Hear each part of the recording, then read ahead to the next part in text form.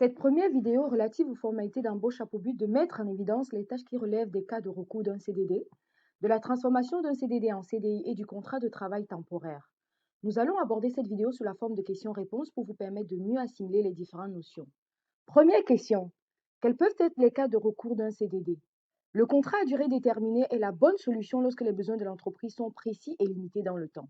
La loi autorise ce type de contrat dans les cas précis. Un surcroît temporaire d'activité, le remplacement d'un salarié absent, les travaux saisonniers et la réalisation d'un objet défini. Le CDD est obligatoirement écrit et revêt un caractère exceptionnel.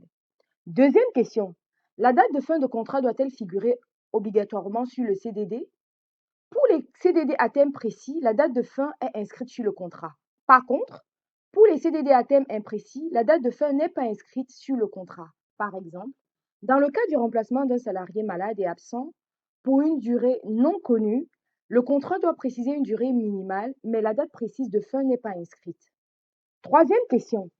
Prenons le cas pratique suivant. Si un CDD a eu lieu du 2 au 16 janvier avec un renouvellement du 19 au 28 janvier, dans quel cas son renouvellement est-il possible? Pour que le renouvellement d'un CDD soit possible, trois conditions doivent être réunies. Le CDD est renouvelable 2 fois pour la même activité.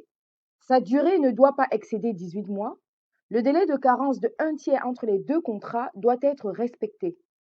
Dans le cas présent, on constate que le renouvellement est possible d'après les deux premières conditions. Par contre, d'après la troisième condition, on constate qu'il y a 3 jours entre les deux contrats qui ne peuvent être considérés comme un délai de carence permettant de signer un nouveau CDD avec le même salarié.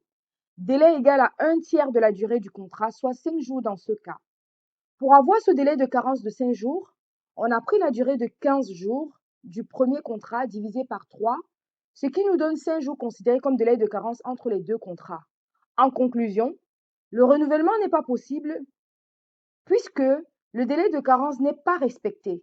Par conséquent, le renouvellement du deuxième contrat doit débuter le 22 janvier pour que les trois conditions de renouvellement du CDD soient réunies.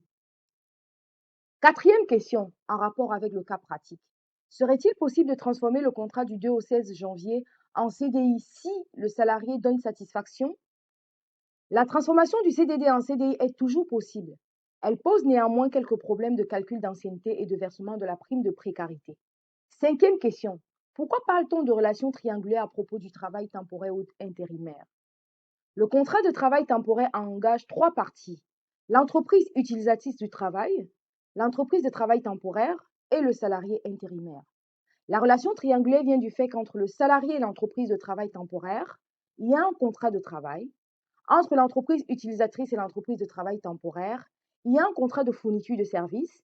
Et entre le salarié et l'entreprise utilisatrice, il y a un contrat de mission ou d'intérim. Depuis le 6 mars 2014, le contrat de travail temporaire peut être un CDI. Sixième question. Qui devra verser le salaire à l'employé en cas de contrat de travail temporaire? Le contrat de travail relie le salarié à l'entreprise de travail temporaire. C'est donc elle qui devra payer le salarié. L'entreprise utilisatrice du salarié payera le service soumis à TVA à l'entreprise de travail temporaire. Merci de m'avoir écouté. On se retrouve pour une deuxième vidéo relative aux formalités d'embauche.